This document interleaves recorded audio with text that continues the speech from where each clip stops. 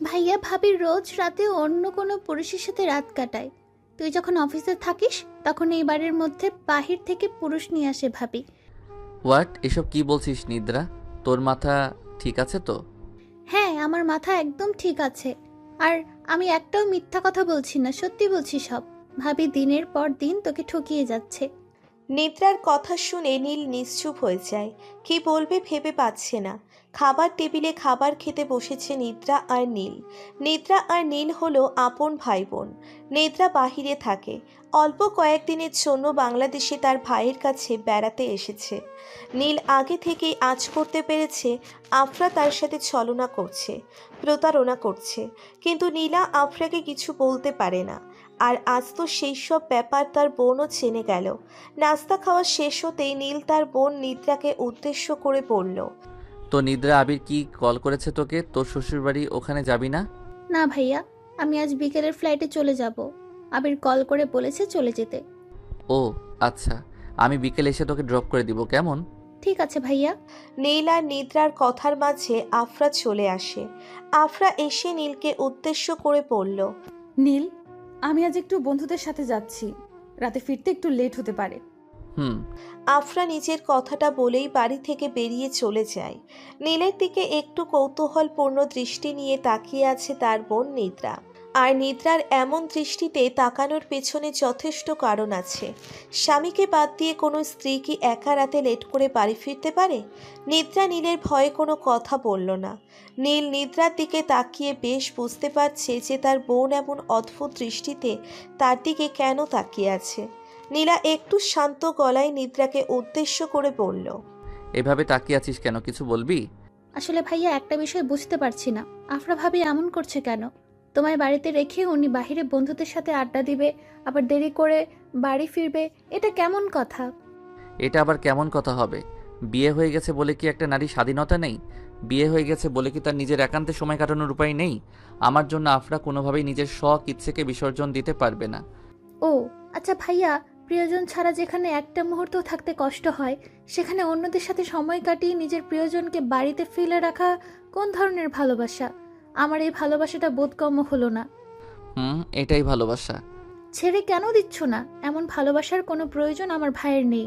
ভাইয়া তুমি জানো, এখন তুমি ইচ্ছে করলে তোমার ইশারায় 1000 জনকে নাচাতে পারো।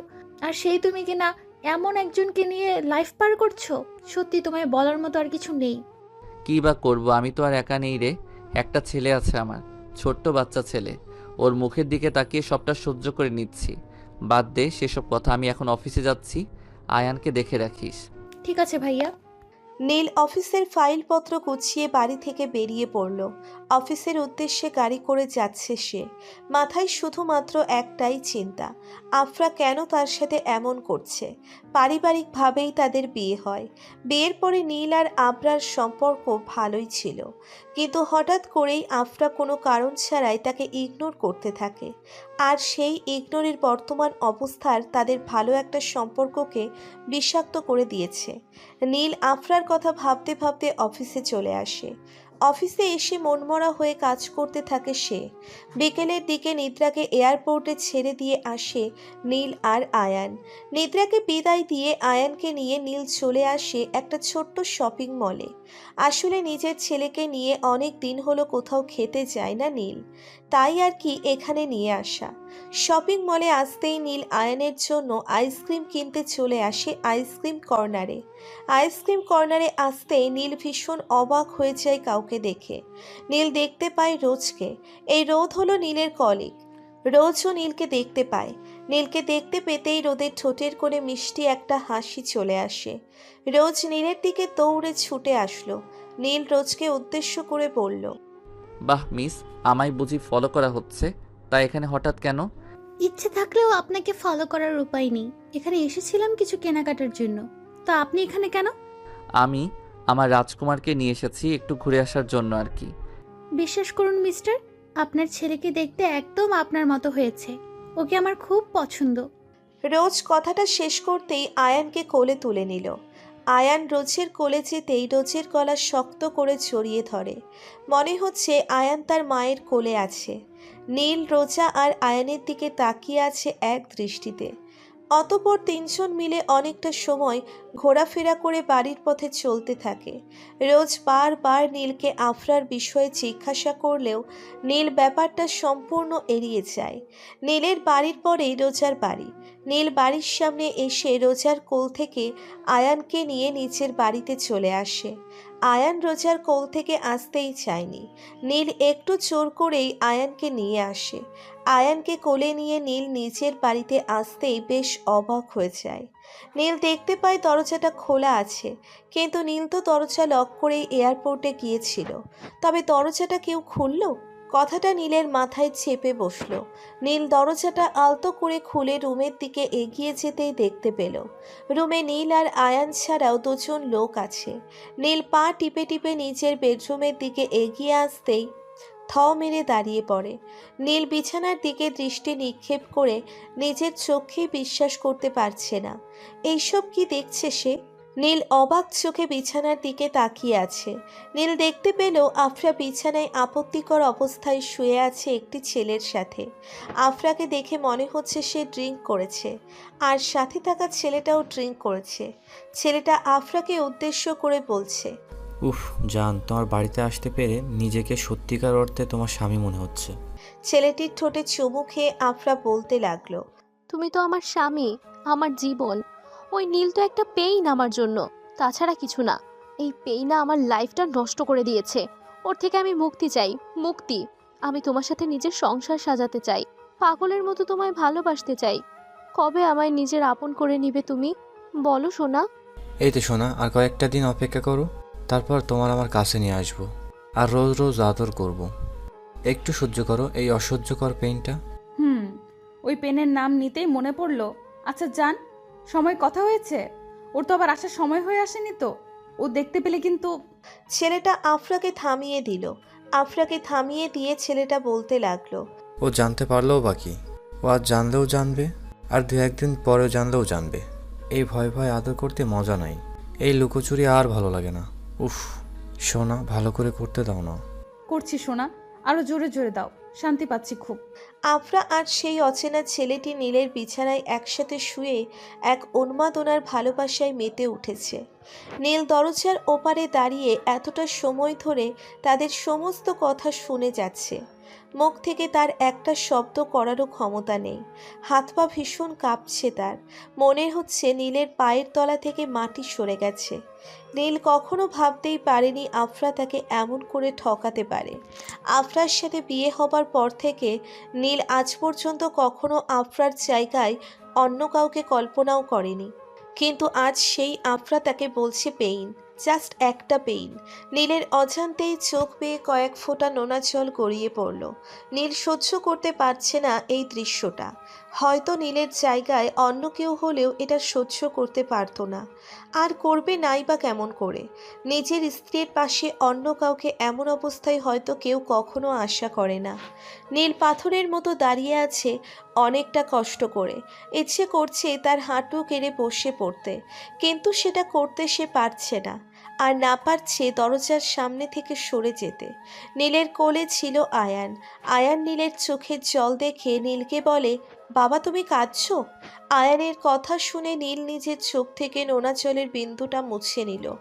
এর মধ্যেই আয়ানের কণ্ঠস্বরটা শুনতে পেয়ে ভীষণ চমকে উঠল আফরা। আফরা এতক্ষণ নিচের মধ্যে ছিল না, তাই খেয়াল করেনি দরজার দিকে। আফরা নীলকে দেখতে পেয়ে বেশ দ্রুত গতিতে ছেলেটাকে এক ধাক্কায় নিচের উপর থেকে সরিয়ে নিল। ছেলেটা আফরার উপর থেকে সরে যেতেই আফরা বিছানা থেকে উঠে পড়ল। ফ্লোরের উপর পড়ে থাকা নিজের জামা কাপড়গুলো তুলে পরে নিয়ে নীলের দিকে এগিয়ে এসে নীলকে উদ্দেশ্য করে কান্না ভেজা কণ্ঠে আফরা বলতে লাগলো, নীল তুমি বিশ্বাস করো, তুমি যা দেখেছো তা সত্যি। আফরাকে থামিয়ে দিয়ে নীল শক্ত গলায় বলল, এনাফ, আর কোনো বাহানার প্রয়োজন নেই। যা দেখার দেখেছি আমি, আর বোঝার আর তা শোনার সবটা আমার সামনেই হয়েছে, আর কিছু এক্সপ্লেইন করার প্রয়োজন নেই। নীল আর আফরার কথার মধ্যেই ছেলেটা রুম থেকে বেরিয়ে দৌড়ে পালিয়ে যায়। নীল আয়ানকে কোলে নিয়ে রুমের বাহিরে সোফায় এসে বসে পড়ল। সোফায় বসে নীল নিশ্চুপ হয়ে আছে। কোনো শব্দ করছে না সে। এত বড় ধাক্কা লাগবে সেটা কখনোই নীল আশা করতে পারেনি। নীল কিছু সময় নিশ্চুপ থেকে নিজের পকেট থেকে ফোনটা বের করে নিজের উকিলকে কল করে ডিভোর্স পিটিশনের জন্য। ফোনটা কাট করতেই আফরা নীলের সামনে আসে। আফরা নীলের সামনে এসে দাঁড়িয়ে কান্না করে দিয়ে বলতে থাকে, নীল, আমি ভুল করেছি, আমায় ক্ষমা করে দাও। আমি আর কখনো এমন করব না। প্লিজ নীল, আমায় একটা সুযোগ দাও। নীল আফরার কথা শেষ হতেই বসা থেকে উঠে দাঁড়ায়। আফরার মুখোমুখি হয়ে দাঁড়িয়ে নীল একটা দীর্ঘশ্বাস নিয়ে বলতে থাকে, তোমাকে আমি ভালোবেসেছিলাম নিজের থেকেও অনেকটা বেশি। তার ফল তুমি আমায় ধোঁকা দিয়েছো, আমার সাথে প্রতারণা করেছো। আমি তোমার লাইফের একটা পেইন, আর এই পেইন থেকে তোমার মুক্তি চাই। এত নাটক করার প্রয়োজন কি ছিল? সরাসরি আমায় বললেই তো আমি তোমায় মুক্তি দিয়ে দিতাম, তোমার ভালোবাসার কাছে যেতে দিতাম। আমি তোমায় সময় দিয়েছিলাম যাতে করে তুমি আমার কাছে থাকো, কিন্তু আজ তুমি আমার বিশ্বাসের সাথে সাথে আমাকে মিথ্যা প্রমাণ করে দিয়েছো। তুমি ভুল করছো, আর স্বামী হিসেবে আমার দায়িত্ব হলো ক্ষমা করে একটা সুযোগ দেয়া। কিন্তু আমি একটা নষ্টা নারীর সাথে একদিনও এক ছাদের নিচে থাকতে চাই না। এখন আর এই মুহূর্তে তুমি এ বাড়ি থেকে বেরিয়ে যাবে, আর বাকি কথা করতে হবে। আউট। নীল, আমার কথা শুনো। আয়নের কথা একটিবার ভাবো। আয়ন মা ছাড়া কি করে থাকবে? প্লিজ নীল, আমায় ক্ষমা করে দাও। আয়নার কথা তোমায় ভাবতে হবে না, আমি এখনো বেঁচে আছি, আমার ছেলের দায়িত্ব আমি নিতে পারবো। তুমি এখন এখান থেকে যাবে মানে যাবে। নীল আফরার হাত ধরে টানতে টানতে নিজের বাড়ি থেকে বের করে দিয়ে দরজাটা বন্ধ করে দিল। আফরা অনেকটা সময় দরজার ওপারে দাঁড়িয়ে থেকে পরে চলে যায়। আয়ানকে রাতের খাবার খাইয়ে দিয়ে নীল একা লাইট অফ করে বসে আছে সোফায়। চোখ থেকে টপ টপ করে নোনা জল গড়িয়ে পড়ছে। আফরার শূন্যতা তার বুকে পাবার সমান কষ্ট সৃষ্টি করে দিয়েছে। নীল নিজের ফেলে আসা পুরনো অতীত নিয়ে ভাবছে আর কাঁদছে। নিঃস্বার্থ ভালোবাসার প্রতিদান কি তবে এটাই? নিজের মনকে কিছুতেই বোঝাতে পারছে না সে যে আফরার মনের মধ্যে সে একটা পেইন হিসেবে ছিল। তাছাড়া আর কোনো মূল্যে ছিল না আফরার মনে। নিজের চোখে বিশ্বাস করাতে পারছে না সে যা দেখেছে তা মিথ্যা ছিল। সত্যি আজ নীল অসহায় হয়ে গেছে। নীল নিজেকে কোনোভাবেই সামলাতে পারছে না।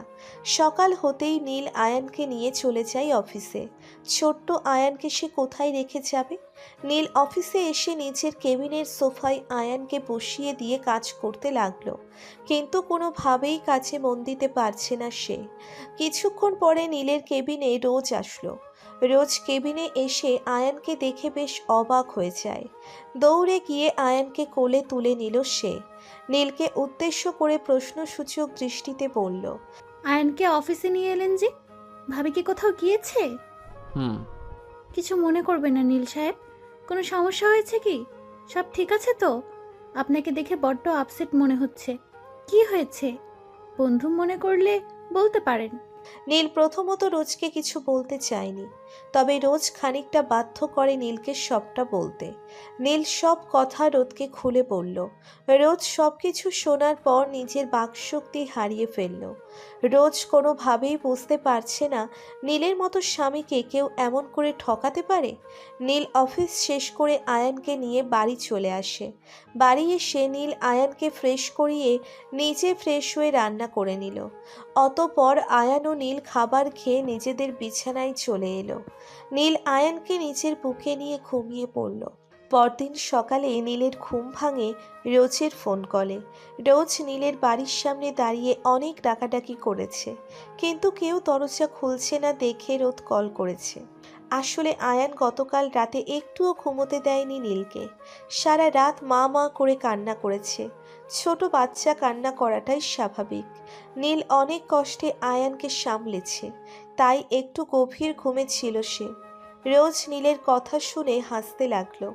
আসলে বাবা যত কেয়ার করুক না কেন, মায়ের মতো পারে না। রোজ হুট করে আয়ানকে কোলে নিতেই আয়ান একদম শান্ত হয়ে যায়। রোজ নীলাকে উদ্দেশ্য করে একটা ইতস্তত বোধ করে বলল, আয়নের জন্য একটা মায়ের দরকার। নিজেকে একটা সুযোগ দিন নীল, কথা দিচ্ছি অভিযোগ করার সুযোগ দিব না আপনাকে। রোজের কথায় নীল বেশ অবাক হলো। সবটা জানার পরেও কেউ নীলের জীবনে আসতে চায়, সত্যি এটা ভাবার বিষয়। আমরা সবসময় যাকে সবটা দিয়ে ভালোবাসি কখনো তাকে চিনতে ভুল করি। আগে একটা মানুষকে ভালো করে চিনতে হবে, অতঃপর ভালোবাসতে হবে। নীলের সাথে আফরা যা করেছে তা সত্যি ক্ষমার অযোগ্য। নীলের উচিত অতীত ভুলে নতুন করে শুরু করা।